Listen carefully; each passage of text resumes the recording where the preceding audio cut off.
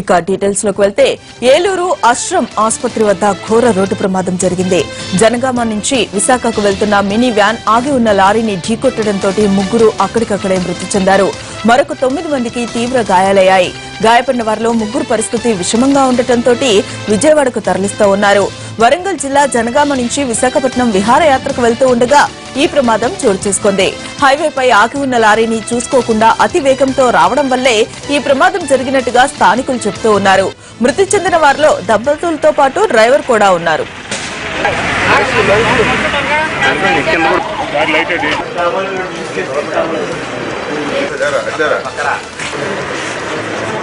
జనగాం నుంచి విశాఖపట్నం వెళ్తున్నాం. యాక్చువల్ మా హైదరాబాద్ డార్ రంగారెడ్డి కోట్ల అడ్వకేట్. విశాఖపట్నం జనగాం నుంచి ఫస్ట్ భద్రాచలం అన్నారు. 10 o'clock వింగర్ ఎక్కాము. అది 1 o'clock వరకు దింపేస్తా అన్నాడు. తర్వాత విశాఖపట్నం డ్రైవర్ ఏమన్నాడంటే రాత్రి వెళ్ళినా కానీ మార్నింగ్ 10 వరకు వెయిట్ చేయాలి, విశాఖపట్నం వెళ్దామన్నాడు. తీసుకెళ్ళుకుంటా మధ్యలో అతను నిద్ర వచ్చిందేమో కాఫీ తాగాడు. అప్పుడు డాడీ కూడా తాగాడు. తర్వాత ఏమైందో మేము నిద్రలోకి వెళ్ళిపోయాము. వాడు గుద్దేశాడు. మాకు తెలీదు. మా మమ్మీ మా డాడీ ముందున్నారు అంకుల్, మేము వెనకాల ఉన్నాం లాస్ట్కి. టీడీపీ వ్యవస్థాపకుడు స్వర్గీయ ఎన్టీఆర్ జయంతి వేడుకలతో రెండో రోజు మహానాడు ప్రారంభం కానుంది. ఉదయం 9 గంటలకు పార్టీ కార్యకర్తలు, నేతలు ఎన్టీఆర్ కు నివాళులర్పిస్తారు. 10:30 దాకా ఈ కార్యక్రమం సాగుతుంది. అనంతరం తెలుగు భాష, సంస్కృతి పరిరక్షణ వంటి విషయాలపై చర్చకు మహానాడులో అరగంట సమయం కేటాయించారు. 11 గంటలకు అమరావతి నిర్మాణం, 11:30కు మౌలిక రంగాల అభివృద్ధి, 12 నుంచి 30 గంట సేపు శాంతి భద్రతల పరిరక్షణ గురించి ప్రసంగాలు ఉంటాయి.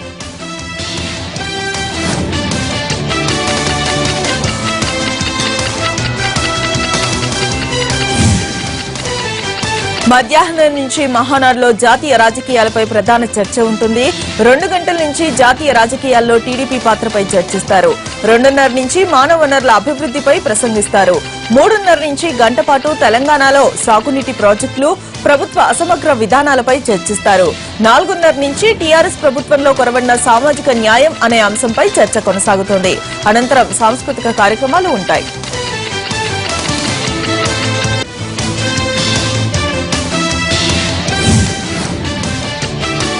బీహెచ్ ను కాంగ్రెస్ రాజ్యసభ అభ్యర్థిగా ప్రకటించాలా వద్దా అనే అంశంపై ఇవాళ తెలంగాణ సీఎల్పీ సమావేశం నిర్ణయం తీసుకోనుంది. ఇప్పటికే టీఆర్ఎస్ అభ్యర్థుల్ని ప్రకటించగా పోటీలో నిలిచేందుకు వి హనుమంతరావు శతవిధాలా ప్రయత్నిస్తూ ఉన్నారు. ప్రస్తుత అసెంబ్లీ బలాబలాలను చూస్తే ఖాళీ అయిన 2 స్థానాలను టీఆర్ఎస్ఏ గెలుచుకునేలా ఉంది. కానీ పదవి విరమణ చేసిన బీహెచ్ రాజ్యసభపై ఆశలు పెట్టుకున్నారు.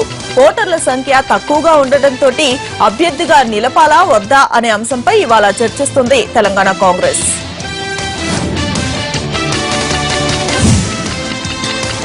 ఆంధ్రప్రదేశ్ లో భారీగా ఐఏఎస్ అధికారులను బదిలీ చేస్తూ ప్రభుత్వం ఉత్తర్వులు జారీ చేసింది. 27 మంది అఖిల భారత సర్వీస్ అధికారులను ట్రాన్స్ఫర్ చేస్తూ ప్రభుత్వ ప్రధాన కార్యదర్శి ఎస్పీ టక్కర్ ఆదేశాలను ఇచ్చారు. బదిలీ అయిన వారిలో 19 మంది ఐఏఎస్లు, 3 ఐఎఫ్ఎస్లు, 1 ఐఆర్ఎస్, 2 ఐడీఎస్ అధికారులను, 1 పోస్టల్ సర్వీస్ అధికారి, ఈజీఎస్ డైరెక్టర్ కూడా ఉన్నారు.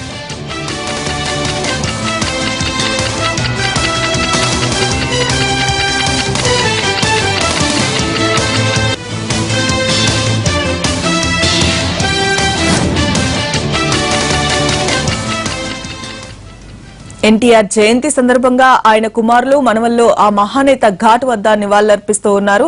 ఇప్పుడు ఆ లైవ్ చూద్దాం.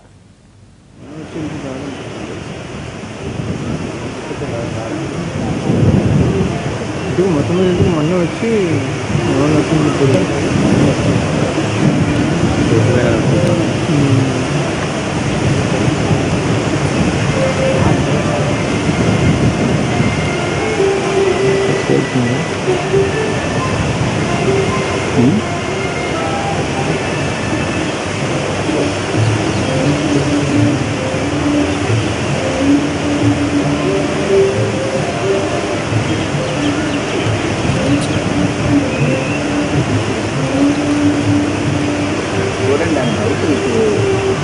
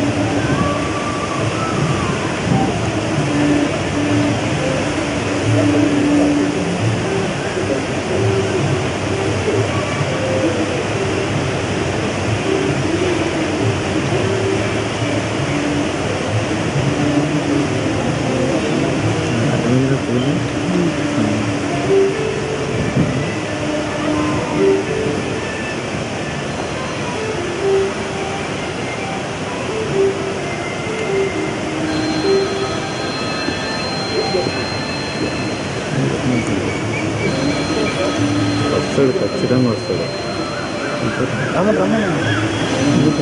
మాట్లాడుతుంటావా? ఆయన అప్పుడు మాట్లాడతాడు, ఎవరు మాట్లాడని.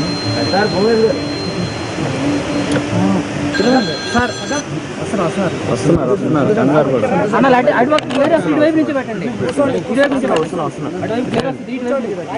వస్తున్నా ఉండు. ఇద్దరు ముగ్గురు పడుతున్నారు. అందరూ వస్తే రాదు, వాళ్ళు వచ్చి నిలబడితే. సంతోషం ఇటు తీసుకోండి, అటు గ్లేర్ వస్తుంది. మీ వైపు మీరందరూ అటువైపు. అంది బొంగు బొంగు లైవ్ సార్ రండి సార్. క్లియర్ వస్తుంది కొంచెం ముందు రండి సార్. అరే క్లియర్ వస్తుంది.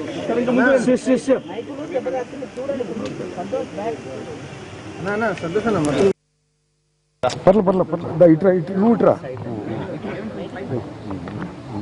ఏం చెప్పాలి, ఏం చెప్పండి సార్. నాన్నగారు నా తెలుగింటి ఆడపడుచులకు, అన్నదమ్ములకు, నందమూరి వంశ వీరాభిమానులకు,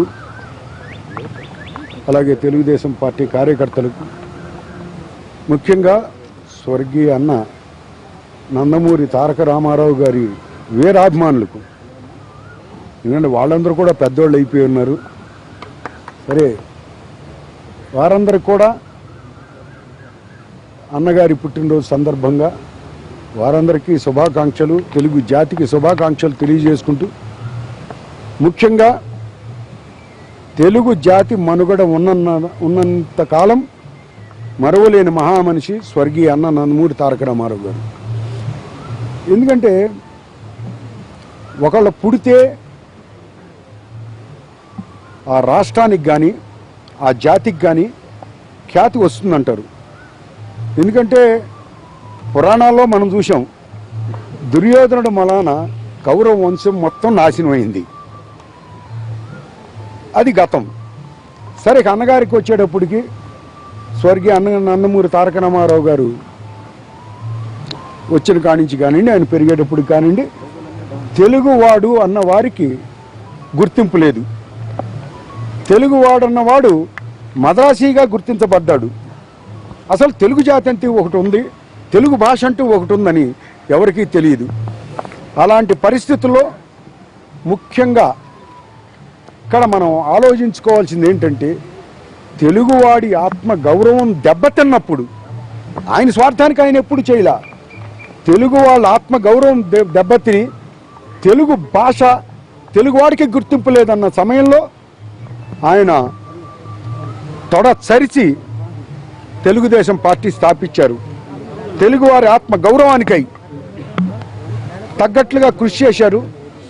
అలాగే పేదవాడి గుండెల్లో గుడిగట్టుకుపోయిన మహానుభావుడు ఆయన గుండెల్లో పేదవాడికి గుడి కట్టిస్తే రాష్ట్ర ప్రజలు కానీ పేదవాళ్ళు కానివ్వండి, ఆయనకి గుడి కట్టిన మహానుభావులు నా రాష్ట్ర ప్రజలు, నా అక్క చెల్లెళ్ళు, నా అన్నదమ్ములు. అలాగే మళ్ళీ అదే ఒక తరుణం వాళ్ళ ఆసన్నమైంది.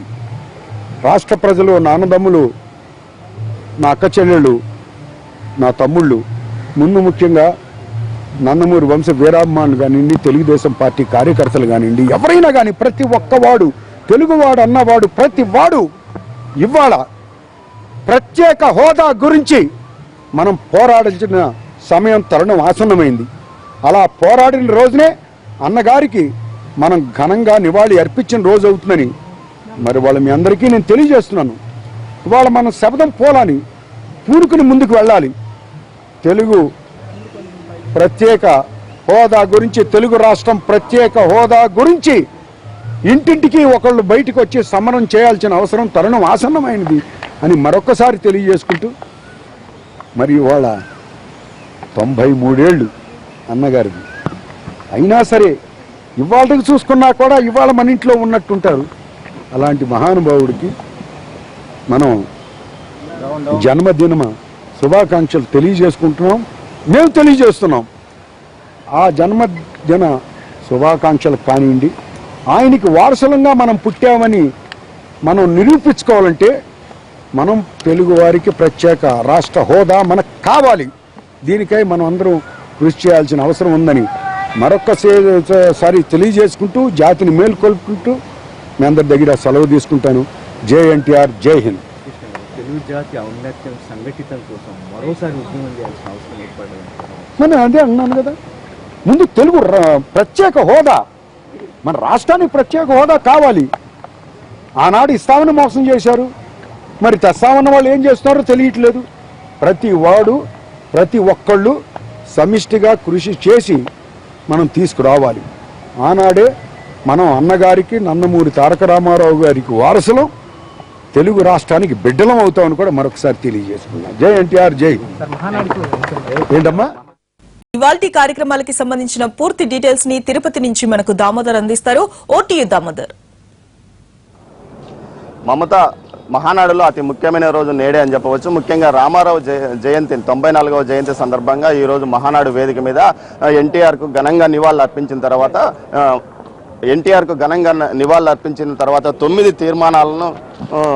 9 తీర్మానాలపై ఈరోజు ఉంటాయి. ముఖ్యంగా తెలుగు భాష సంస్కృతి పరిరక్షణ, రాజధాని అమరావతి నిర్మాణంపై చర్చ, మౌలిక రంగాల అభివృద్ధిపై చర్చ, శాంతి భద్రతల పరిరక్షణపై ఒక చర్చ జరుగుతుంది. తర్వాత భోజన విరామం తర్వాత జాతీయ రాజకీయాలు, తెలుగుదేశం పార్టీ పాత్ర అనే అంశంపై తీర్మానాలు ఉంటాయి. తర్వాత ఆర్థిక అసమానత, పేదరిక నిర్మూలన, మానవ వనరులు అభివృద్ధి, విద్య, వైద్య రంగాలకు పెద్దపీట అనే అంశంపై తీర్మానాలు ఉంటాయి. ముఖ్యంగా తెలంగాణకు సంబంధించి ఈరోజు రెండు తీర్మానాలను ప్రతిపాదించనున్నారు. ఒకటి సాగునీటి ప్రాజెక్టులు, ప్రభుత్వ అసమగ్ర విధానాలు, తెలంగాణ ప్రభుత్వం యొక్క అసమగ్ర విధానాలపై చర్చ జరుగుతుంది. అదేవిధంగా తెలంగాణ ప్రభుత్వంలో సామాజిక న్యాయం కొరవడిందంటూ మరో ఒక తీర్మానం కూడా ఉంది. తర్వాత ఏపీలో పరిశ్రమలు, పెట్టుబడుల ఆకర్షణ విషయం మీద కూడా చర్చ నడుస్తుంది. ఈ చర్చల తర్వాత ఉదయం 10:30 గంటలకు ఇక్కడికి చేరుకున్న నారావారిపల్లి నుంచి నేరుగా చేరుకునే సీఎం ఆ తర్వాత ముందుగా తమ వ్యవస్థాపకుడు, పార్టీ వ్యవస్థాపకుడైన ఎన్టీ రామారావుకు ఘనంగా నివాళులు అర్పించిన తర్వాత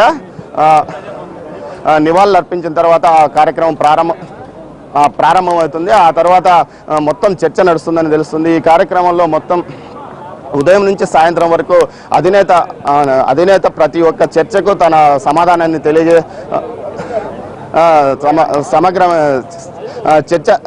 చర్చ నడుపుతున్నారు. మనతో మాట్లాడడానికి సీనియర్ నాయకుడు గోరంట్ల బుచ్చయ్య చౌదరి ఉన్నారు. ఆయన అడిగి తెలుసుకున్నాం. సార్ చెప్పండి, ఈరోజు ఎటువంటి అంశాలపై తీర్మానాలు? ఎజెండా ప్రకారం ముందుకెళ్తున్నాం. ఈరోజు అనేక సమస్యలు ఉన్నాయి, సంక్షేమం మీద వాటిని కూడా షెడ్యూల్ ప్రకారం ముందుకెళ్తాం. ఈరోజు వచ్చే దాంట్లో నిన్న బ్యాలెన్స్ ఏమన్నా ఉంటాయి కూడా చూసుకొని రెండో రోజుకి వచ్చేటప్పటికి రామారావు గారికి నివాళులు అర్పించడం ప్రధానంగా ఉంటుంది ఈరోజు.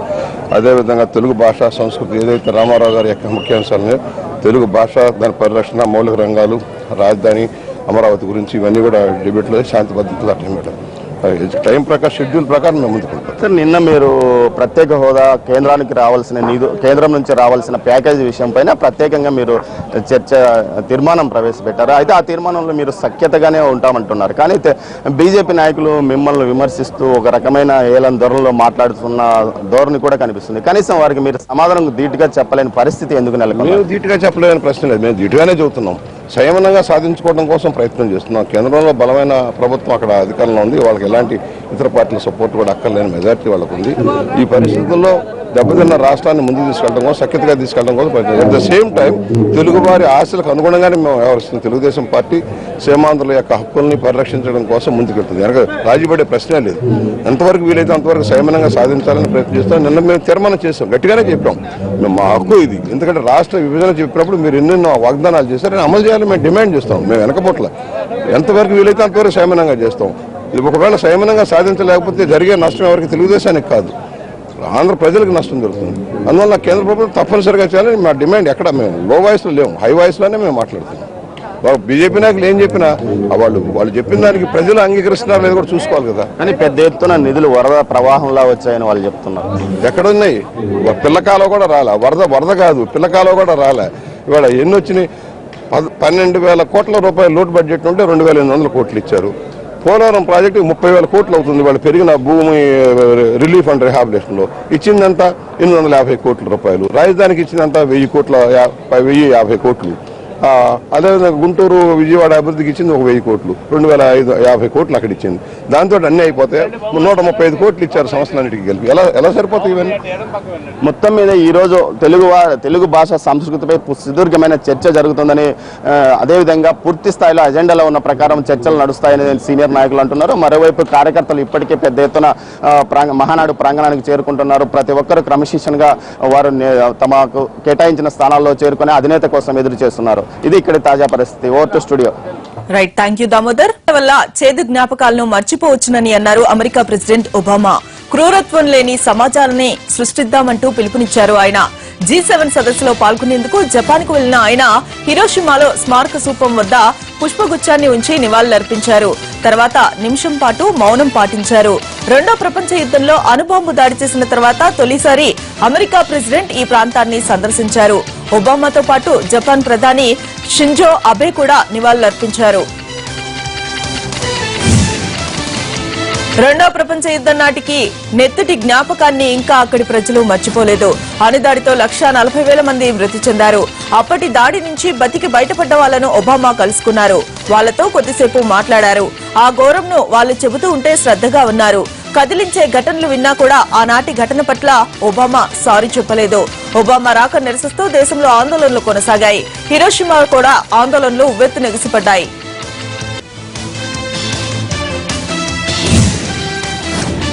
4 రోజుల చైనా పర్యటనను ముగించుకుని భారత్ కు చేరుకున్నారు రాష్ట్రపతి ప్రణబ్.